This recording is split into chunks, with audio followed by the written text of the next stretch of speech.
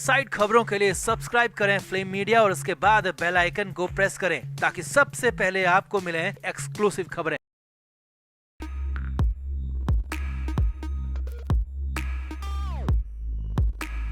महाराष्ट्र में ईवीएम को लेकर जबरदस्त बवाल छिड़ा हुआ है। खास तौर पर रविंद्र वायकर वाली सीट मुंबई उत्तर पश्चिम को लेकर हंगामा हो रहा है। पहले आरोप लगाया गया कि रविंद्र वायकर ने धांधली से चुनाव जीता, उनके साले ने ईवीएम को अनलॉक करने वाले फोन का इस्तेमाल किया, यह आरोप लगा। और उसके बाद चुनाव आयोग का भी बयान आया और ईवीएम में किसी भी ओटीपी के होने से इनकार कर दिया, जिसके बाद अब तक हमलावर हो रहे उद्धव ठाकरे पर काउंटर एक्शन लिया गया है, क्योंकि उद्धव ठाकरे के बेहद करीबी विधायक पोटनीस पर केस दर्ज कर लिया गया और अब बारी उद्धव ठाकरे के भी जेल जाने की है। तो क्या है नया बवाल, क्या है पूरा मामला, सब कुछ आपको दिखाते हैं, बताते हैं। आप भी इस वीडियो को शेयर करें और कमेंट बॉक्स में अपनी राय जरूर से जरूर दें। तो मुंबई में उद्धव ठाकरे एक बार फिर मुश्किलों में फंसते हुए नजर आ रहे हैं। बड़ी मुश्किल में, जी हाँ बहुत बड़ी मुश्किल है। तैयारी जेल जाने तक की हो रही है। कभी भी किसी भी वक्त उद्धव ठाकरे के जेल जाने की नौबत आ सकती है। असल में उद्धव ठाकरे के बेहद करीबी विधायक विलास पोटनीस पर एक केस दर्ज किया गया है। विलास के साथ ही उनके सुरक्षा गार्ड पर भी एफआईआर दर्ज की गई है और इन पर आरोप है कि काउंटिंग वाले दिन यानी कि 4 जून को बिना मंजूरी के काउंटिंग सेंटर नेस्को के अंदर गैर कानूनी तरीके से इन दोनों ने एंट्री ली थी। और ये काउंटिंग सेंटर मुंबई उत्तर पश्चिम सीट का ही था, जिस पर ईवीएम को लेकर बवाल हो रहा था। अब विधायक विलास पोटनीस और उनके सुरक्षा गार्ड पर केस दर्ज किया गया तो मामला यहीं पर खत्म नहीं होता, बल्कि कहानी इससे आगे की है, बहुत आगे की है। और वो ये है कि पार्टी के प्रमुख होने के नाते उद्धव ठाकरे तक भी इसकी आंच पहुंच रही है। विधायक विलास पोटनीस की पार्टी के प्रमुख के तौर पर उद्धव ठाकरे पर भी अगला केस दर्ज करने की तैयारी है। और उद्धव ठाकरे पर केस दर्ज होता है तो फिर ठाकरे को भी अरेस्ट किया जा सकता है और जेल में डाला जा सकता है। अब वैसे भी इस मुंबई उत्तर पश्चिम सीट पर एकनाथ शिंदे गुट के रविंद्र वायकर की जीत पर सवाल उठाए जा रहे थे। अमोल कीर्तिकर की सिर्फ 48 वोटों से भी हार को उद्धव गुट सहन नहीं कर पा रहा है, पचा नहीं पा रहा है और इसीलिए ईवीएम में छेड़छाड़ और फ्रॉड के आरोप लग रहे हैं। और ईवीएम में फ्रॉड के आरोपों के बीच उद्धव ठाकरे गुट हमलावर हो गया था, जांच की मांग कर रहा था, जिसके बाद चुनाव अधिकारी वंदना ने ईवीएम में किसी भी गड़बड़ी को खारिज कर दिया। और उससे भी बड़ी बात, अब शिंदे गुट उद्धव ठाकरे गुट पर हमलावर हो गया और उसी सिलसिले में विधायक विलास पोटनीस पर केस दर्ज किया गया। गैर कानूनी तरीके से एंट्री लेने की आरोप लगाए गए हैं और उसके बाद बारी उद्धव ठाकरे की हो सकती है। केस दर्ज कर उनको भी जेल भेजने की तैयारी यहाँ पर हो रही है। तो आपका इस पूरे मामले पर क्या कहना है? क्या उद्धव ठाकरे ने ईवीएम पर सवाल उठाकर अपने पैरों पर कुल्हाड़ी मार ली और क्या उन्हें वाकई में जेल जाना पड़ सकता है? कमेंट बॉक्स में आप जरूर से जरूर बताएं, वीडियो को शेयर भी करें।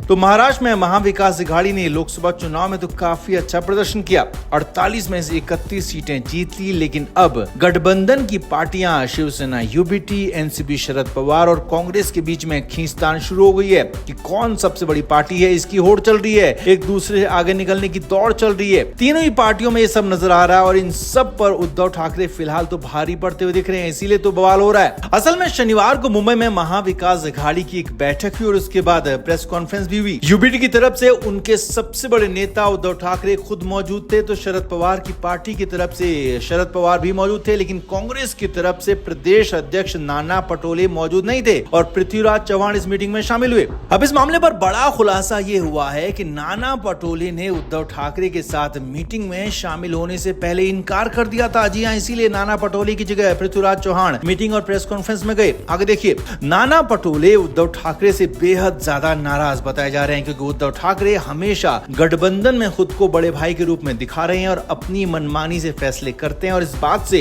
नाना पटोले नाराज हैं। और यही नहीं, नाना पटोले तो विधानसभा चुनाव कांग्रेस के अकेले लड़ने की भी पैरवी कर चुके हैं और हाईकमान को इस पर चिट्ठी भी लिख चुके हैं। अब खबर है कि शनिवार की मीटिंग से पहले उद्धव ठाकरे के दूत के तौर पर शिवसेना यूबीटी के 2 सांसद नाना पटोले से मिलने पहुंचे और सूत्रों के मुताबिक मीटिंग में शामिल होने के लिए पटोले से कहा। अब ये मीटिंग उद्धव ठाकरे के घर और दफ्तर यानी कि मातोश्री में होनी थी, तो नाना पटोले ने मातोश्री जाने से साफ साफ इनकार कर दिया और कहा कि वो मातोश्री किसी भी हालत में किसी भी कंडीशन में नहीं जाएंगे। और यही नहीं, नाना पटोले को मनाने के लिए कई तरह की कोशिशें की गई, हाथ पैर जोड़े गए, लेकिन पटोले नहीं माने तो नहीं माने। साफ साफ कह दिया कि जब तक उद्धव ठाकरे अपना रवैया, अपना तरीका नहीं बदलते हैं तब तक वो उद्धव ठाकरे से मिलेंगे नहीं और उनके घर जाने का तो सवाल ही नहीं है, मीटिंग का तो सवाल ही नहीं है। अब नाना पटोले के बगैर ही मीटिंग तो हो गई, प्रेस कॉन्फ्रेंस भी हो गई, लेकिन खबर खबर है कि उद्धव ठाकरे अब इसके बाद बेहद ज्यादा टेंशन में है, क्योंकि लोकसभा चुनाव में भी महाराष्ट्र में कांग्रेस सबसे ज्यादा सफल रही। 17 में से 14 सीटें जीतने में कामयाब रही कांग्रेस, जबकि यूबीटी ने 21 सीटों पर चुनाव लड़ा था और सिर्फ 9 ही सीटें जीत पाई। और यही नहीं, कांग्रेस का वोट परसेंटेज भी बढ़ा है। विधानसभा चुनाव में भी अगर ऐसे ही चलता रहा, ऐसे हालात रहे, तो एक बार फिर कांग्रेस वहां पर भी सबसे बड़ी पार्टी बन सकती है। और अगर ऐसा होता है तो उद्धव ठाकरे जिस मुख्यमंत्री पद को फिर से पाने का सपना देख रहे हैं, तो वो सपना ही रह सकता है, क्योंकि ज्यादा सीटें जीतने पर कांग्रेस मुख्यमंत्री पद को अपने पास ही रखना चाहेगी। और अगर कांग्रेस और एनसीपी ने उद्धव ठाकरे की पार्टी से अलग होकर चुनाव लड़ा, तो फिर तो उद्धव ठाकरे बुरे फंस सकते हैं। लिहाजा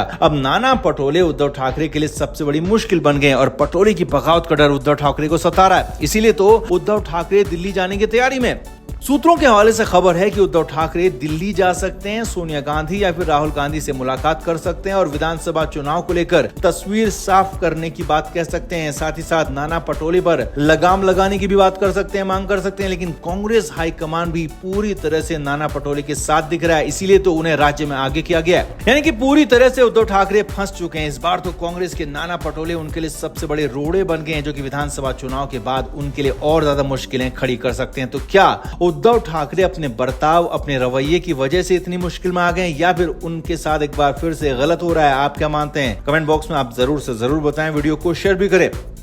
तो लोकसभा चुनाव के बाद महाराष्ट्र की सियासत गरमाई हुई है। नई नई बातें, नए नए दावे हो रहे हैं। विधानसभा चुनाव को लेकर अभी से रणनीति बनाई जा रही है। अब उद्धव ठाकरे और महाविकास अघाड़ी गठबंधन के हौसले चुनाव नतीजों के बाद बुलंद हैं, क्योंकि गठबंधन ने 48 में से 30 सीटों पर जीत दर्ज की। तो ऐसे में उद्धव ठाकरे बहुत ज्यादा एक्साइटेड हो गए और ऐसा कुछ कह दिया, ऐसा कुछ कर दिया जिसे बीजेपी ने गंदा प्लान कह दिया, पोल भी खोल दी। असल में बीजेपी ने पहले उद्धव ठाकरे पर महाराष्ट्र की महायुति सरकार को अस्थिर करने और सरकार गिराने की कोशिश करने का आरोप लगा दिया और फिर इसे लेकर सबूत और गवाह भी पेश कर दिए। जी हां, महाराष्ट्र की सरकार में शामिल एनसीपी अजीत पवार गुट के तेवर इन दिनों बीजेपी और एनडीए को लेकर खासे तल्ख हैं। या कहें कि अजीत पवार एनडीए के साथ फिलहाल खुश नजर नहीं आ रहे हैं और अजीत पवार की पार्टी लगातार बीजेपी की बुराई कर रही है। पहले माना जा रहा था कि कुछ दिक्कत अजीत पवार को पर्सनली हो सकती है, क्योंकि उनकी पत्नी भी लोकसभा चुनाव हार चुकी थी। लेकिन अब सूत्रों के हवाले से कहानी है, बड़ी खबर ये है कि उद्धव ठाकरे ने अजीत पवार से संपर्क किया है और ठाकरे के ही कहने पर अजीत पवार बगावत पर उतर आए हैं। जी हां, ये बड़ी बात आपको बता रहे हैं। यही नहीं, सूत्रों के मुताबिक अजीत पवार पूरी तरह से उद्धव ठाकरे गुट के इशारे पर चल रहे हैं और महायुति में रहते हुए बीजेपी को, एनडीए को कमजोर करने का काम कर रहे हैं। इतना नहीं, अजीत पवार शिंदे गुट के भी कुछ विधायकों को तैयार कर रहे हैं ताकि चुनाव से ठीक पहले उद्धव गुट में शामिल किया जा सके और महाराष्ट्र की चलती हुई शिंदे सरकार को कमजोर किया जाए, यहाँ तक कि सरकार को गिराया तक जाए, इसकी भी प्लानिंग हो रही है। अब बीजेपी ने इस पर सीधे सीधे बड़ी पोल खोल दी है, बड़ी चोट कर दी है। महाराष्ट्र बीजेपी ने सीधे सीधे आरोप लगा दिया है कि उद्धव ठाकरे गलत तरीके से सरकार को गिराने की कोशिश कर रहे हैं, लेकिन वो अपने गंदे प्लान में सफल और कामयाब नहीं हो पाएंगे।